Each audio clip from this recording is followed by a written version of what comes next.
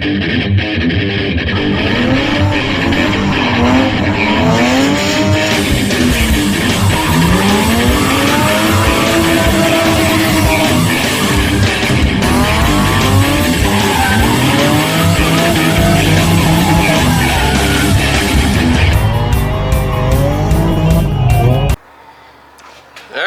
and girls, welcome to today's video. This is a continuation of the Mazda Miata transmission job. I had it in. I pulled it back out though because the arm on the where the slave cylinder goes and pushes the clutch or the clutch fork or whatever in, it looked like it wasn't far enough forward. This car, what the complaint was, it was pulling through the clutch, like the clutch was, like the pressure plate was bad. It wasn't disengaging enough so it would still go, even though you had the clutch all the way in. To me, that's a classic sign of pressure plate issue or slave cylinder issue. Okay, somebody's replaced the slave, the line, and the master cylinder. So in my opinion, somebody's been fighting that problem. The clutch looked great. The clutch was absolutely reusable. The clutch didn't have to be replaced, but I was there. I had the clutch, I went ahead. Okay, well, the problem I found, now this is called your pivot ball. And your pivot ball, your clutch arm, sorry about the middle finger, but your clutch ball right here, that, or pivot ball, your clutch arm sits on that, and that determines that pivot angle. So the more it's this way, the more it pushes this arm in, and the further back it lets it be here. So if you're starting your clutch is here when you push it in, and that on the G35 and the 240, this wasn't far enough forward, and so when it started here, when you push your clutch in and your arm hits that clutch fork, it would blow the guts out of the slave cylinder because it was over traveling. So now with this here, I'm going to take, there wasn't a lock washer on it, so I think that was a big part of it. So now I'll take a lock washer, and with that lock washer that'll move it out. And now when you start with your clutch, your slave cylinder pushes from here, it doesn't travel as far to get that disengagement. You see what I'm saying? So this was too far this way without a washer on it. There wasn't one at all, and generally there's one on it. And so adding that lock washer will push me this way just a hair, and that changes that travel in that clutch fork. So in my opinion, they've been fighting this issue, and what the problem was is this jewel here didn't have, and they don't all, as far as I remember, I don't think they all have that, but that's a fix. Maybe this ball is worn, and maybe if you bought a new pivot ball, that would be okay. Maybe just, you know, it's worn down or something. But with the G35, this was the fix. With the 240, this also was the fix. So it's crazy that 3 cars in a row are having the same issues. Like the 240 and this, 100% the same issue. Like it literally was the same issue. And so on the 240, there's this plate back here. I took it off. There wasn't anything really hooked to it. On this one, the starter sits through it, and that kind of aligns the starter. And the oil dipstick is actually bolted to this, this way. So I didn't want to pull it off, so I couldn't gain any. So taking that out, that 1/16 of an inch moves the transmission forward, which also will change that angle, which actually will give you more clutch arm. It will move it forward to give you more travel. So without being able to do that, I'm going to go ahead and add a lock washer, and I'm even going to add a super thin washer with it because when that lock washer collapses, when you push pressure on it, it will actually squish up some, and there'll be plenty of threads because I'm going to put Loctite on it and everything will be good there, but I'm going to gain all I can while I'm here. So I think this will work. So that's why I pulled the transmission out, because I believe I was just going to repeat the problem that them guys was having. Whoever put a clutch in it, the diff fluid was new, the trans fluid was new. Somebody had worked on this recently. They couldn't figure it out because they replaced the slave cylinder, the master cylinder, the line, the diff's been out, or at least cleaned and processed. The clutch is not that old. So somebody was fighting this issue, and that's the fix right there. If you ever have this issue, maybe, like I say, maybe this pivot ball gets worn, and maybe that, you know, where that wears down and that makes it not travel as much or something, it doesn't set out as far. But these washers and that lock washer adding that much length will correct this problem. And when I first put it in, I'm gonna adjust everything as it should be. And if it's too much, I'll pull it right back out and I'll take this off, because this may be enough. But by the time that collapses that lock washer, that won't be as much here. So I think we'll be good. But that's the fix. So if you're dealing with any clutch issues and you can't find it, and it's like the arm's not traveling, like the clutch is trying to push, and also, like I said, a bad pressure plate will cause it to do that, push through the clutch. But this thing's got all new parts in it. I mean, so there was no reason for it to still do it. Somebody's been chasing this problem. In my experience with the G35, the 240, and now this one, I know exactly the remedy. So give this a shot if you can't figure it out on whatever you're working on. All right, here we go. You can see where the pivot ball lives. This deal right here. And so what I did is, now that I've got those washers on, I put blue Loctite on it. And you can see that it's not, you can't notice that it's really that far out. So, you know, looking at that washer, you didn't see that I really looked like that you didn't have a lot of threads, but it didn't really, once it pulled up and got that lock washer to collapse, it doesn't look as much. So get this jewel on here.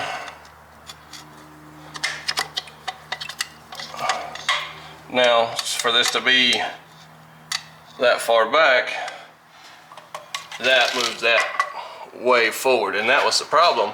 It's because it was riding about right here to start with. Well, you can see that that's going to be too far forward. Well, when that clutch goes in there, it's going to push that back. Now that we're further out here, and that'll make that arm go forward as it should be. So that's our fix right there. So now this goes in instead of like, so it installed, this arm was here. So that will be, you know, let's see if I can get you. So that's about where, somewhere right in there is where it was starting after I installed it a few minutes ago. All right, so I'll reinstall this and I'll show you where it moves to, and you'll see my point. Okay, so now you see that that's turned forward instead of back here, instead of way back. That's actually more forward. See, so that's the travel we needed to gain that last little bit of clutch to keep it from pushing through the clutch. You know, even though the clutch is good, it wasn't allowing it to disengage enough. So without it disengaging, it made the car kept trying to pull. This shifter section is separate from the transmission. I think that's going to take its own fluid. So I need to research that, because that does have like a reservoir, and after we drained everything out of the transmission, that still had oil in it. So I think I have to add its own oil. So I'll have to figure that out. But I'm going to end up having to take the center console out, pull the shifter up through there once I get everything mounted, and then kind of reassess that shifter and reinstall it. And we'll go from there, but I'll end up doing that on top. And yeah, so we're ready to move forward from here. We just got to get the rear diff ready. All right, here we go. All right, so this bottom section, that I already bolted that piece back on. And then you have this. Well, this, there is, if you can see, there's lines in it right there. Should I get the light over here? That has like lines inside of it, if you can see them maybe, I don't know. But those go up, because those will actually be relevant to the pieces that go on the top, but that sits right there. These two will go on the top, and then you can see the the lines on these. Maybe that camera has trouble focusing sometimes, but if you can see the lines, it's kind of like what's on a lug nut or a lug stud on the back of it. So what you end up doing is this, I forget the name of this thing, so I'm sorry about that. But this piece goes on like so. It's probably a bad choice to put the camera on this table. But these, if you remember when I first took these out, I was telling you there was some kind of insert or something.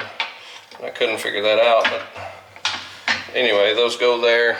And then this other bigger one, that the one I was hitting on, and that's how I know which way it goes in this lower front one right here. So I'm gonna get the camera out of the way, and I'm gonna take a hammer and peg those into place. Okay, so these two pieces, these two bolts or inserts, they are threaded. So you actually will take two of these long bolts. There's 4 total of these long bolts.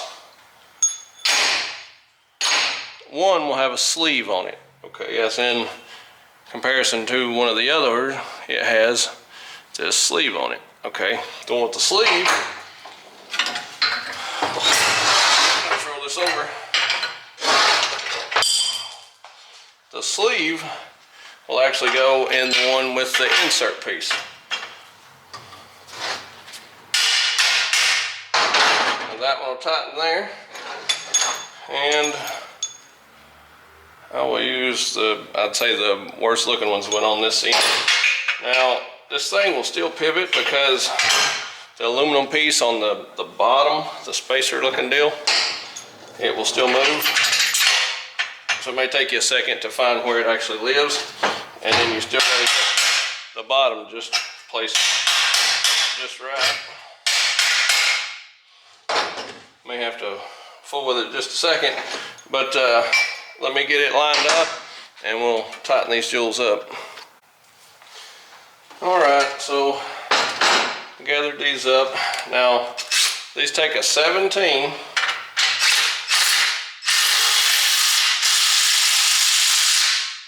all 4 of those bolts are the same length. So 3 of them are identical. They do have like a green Loctite looking stuff on them. These 2 didn't. So I would say that these back to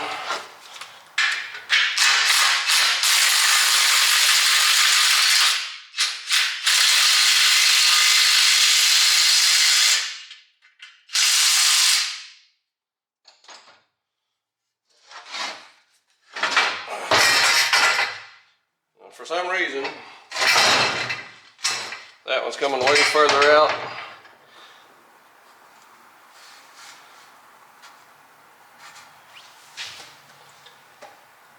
And maybe because it's got that insert piece in it. I think it is, because the back one don't have the insert. I think that's the difference. But again, all 4 are the same length, just one has a sleeve on it. It's the only one that would go in that insert. So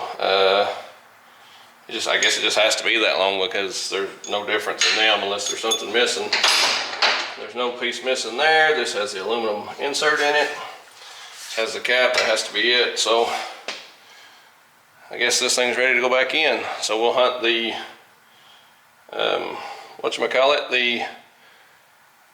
transmission lift. We'll set this on the transmission lift, get it leveled out, and we'll start setting it back in.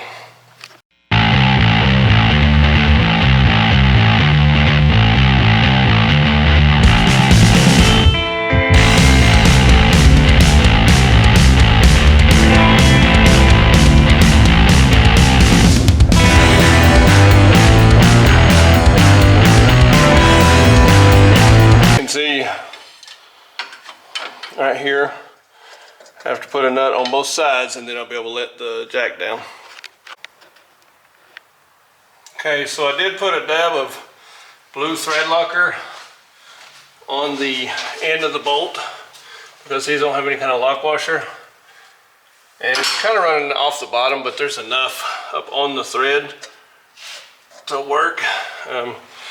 But don't forget your little pieces on the side here. These guys. Well,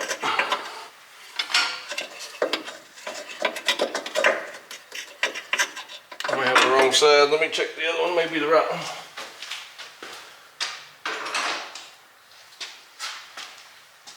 I don't know that it matters which side's which. I don't guess it really matters, but for some reason that didn't seem like it wanted to go on right.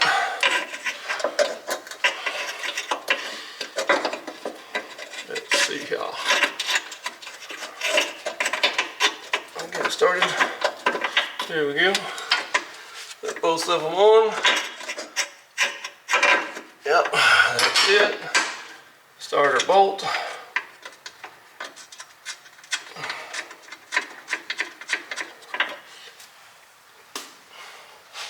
Now we'll do the other on the same side. I don't ever tighten anything till I get all my bolts on if I can. Alright, so I got a dab of blue thread locker on it.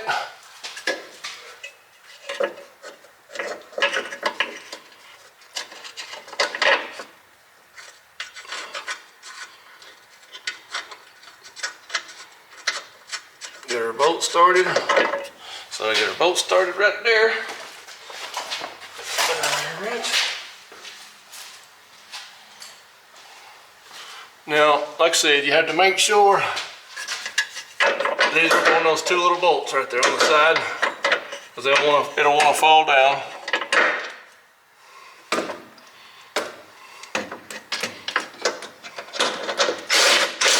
And so you run it up there tight.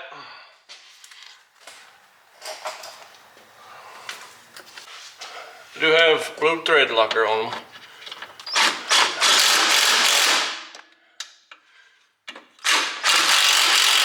And so those are just 12, so you don't have to go super tight. And I got these opposite of you here on this side, so you can see them.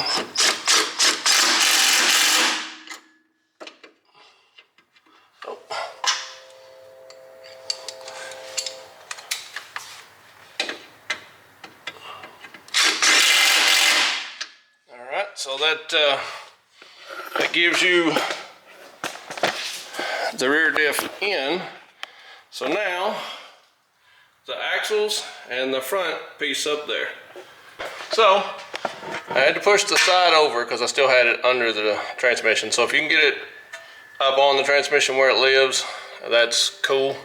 If not, it will kind of flex around the transmission if you need it to. So I put the jack on the bottom of it, pushed up. Make sure your shifter, if you leave your shifter in like I did, which I'm gonna have to get back on top and I'm gonna have to pull all that out, and I think I gotta find out if this takes oil in this shifter by itself. I have to do that, and I'll probably end up having to change this rear seal. I'm not gonna do it today because I don't know that some of this may not have to come back out at some point or whatever. I'll do it once because I probably have to pull the rear end to have it welded at some point. But you still have two long bolts, so the next goal right now is to get these bolts lined up here. But we still need to go up some more. I think we're pretty close. So you can take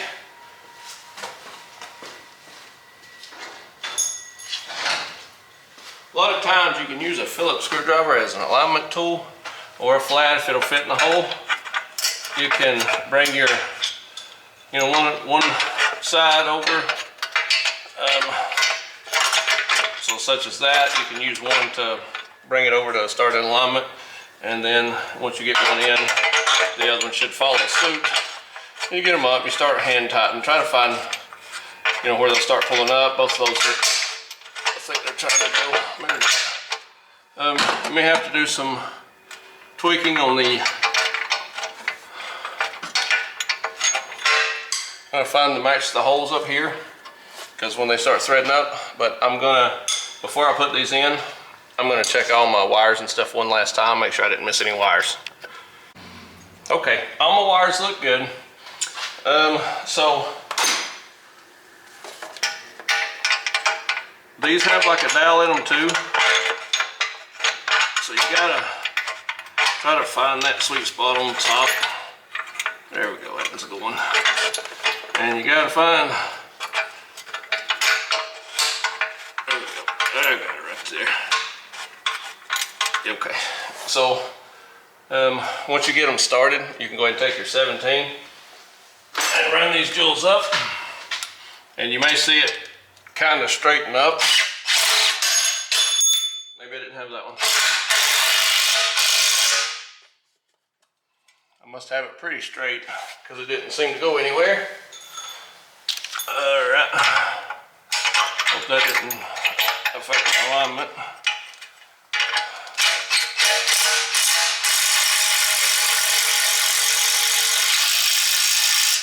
right.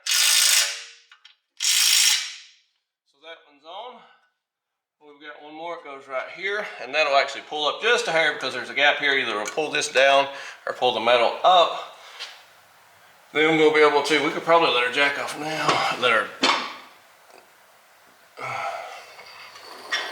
jack down. So it's a short stubby job right here. I'm pretty sure that's it. Yeah, that's the jewel. I think it's a 17. Yep. Notice how it pulled up. I didn't know if you could see that on the camera, but actually kind of, ooh, that's loud. So now we got the, yeah, we're still good up top, so I can still pull my shifter up from there. And again, keep in mind, we've not put any fluids in it, so we'll have to open the side and get our pump and pump transmission fluid in this thing. But we're pretty much back in. And this, while we're here, before I forget, this is our, what you call it, our speed sensor. So this is your, tells you how fast you're going. And that's a 10 millimeter, and I always put them back where they, if there's a 10, I'll put it back in the hole if I can. And so that lives right there.